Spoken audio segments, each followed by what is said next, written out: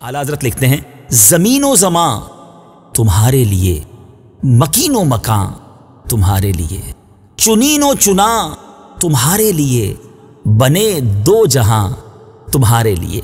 अब यहाँ मेरे मीठे इस्लामी भाइयों, ज़मां, ज़मीन तो आप समझते हैं, मगर ज़मां जो है ये ज़माने को कहा जाता है। अच्छा, मकीन जो है वो मकान में जो और रहने की जो जगह है, मकीन व मकान, यानी मकीन और मकान से मुराद के मकान और उसमें रहने वाला ये मुराद है। चुनीन व चुना से क्या मुराद है, यानी ऐसा वैसा हर शय। अगले शेर में चूंकि ये भी लफ्ज़ आना है तो मैं चाह रहा हूँ कि आपको कुछ मुश्किल अल्फाज के माना भी बता दूँ। दहन कहते हैं मुँह को, ठीक है। अच्छा, अब आगे सुनते हैं कि इस शेर का मतलब क्या बना कि या रसूल अल्लाह सल्लल्लाहु अलैहि वसल्लम, ये सारी ज़मीन व ज़मां तुम्हारे लिए आप ही की खातिर बनाई गई है, और ये सारा ज़माना भी तो आप ही का है।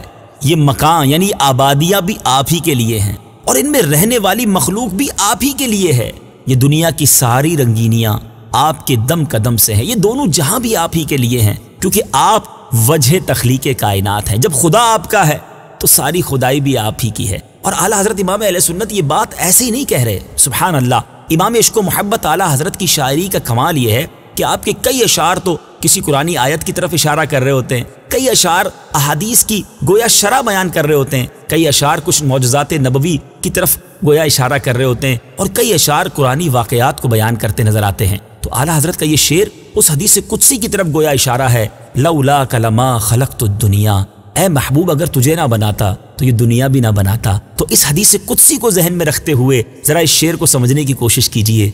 ज़मीन व ज़मां तुम्हारे लिए, मकीन व मकान तुम्हारे लिए, चुनीन व चुना तुम्हारे लिए, बने दो जहां तुम्हारे लिए, बने। ज़मीन व ज़मां तुम्हारे लिए, मकीन व मकान तुम्हारे लिए, चुनीन व चुना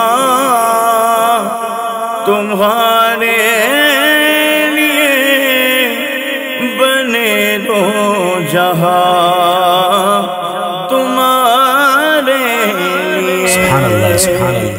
सल्लू अला हबीब सल्लल्लाहु तआला अला मुहम्मद। मुझे अपनी और सारी दुनिया के लोगों की इस्लाह की कोशिश करनी है इंशाअल्लाह अज़्ज़ा वजल।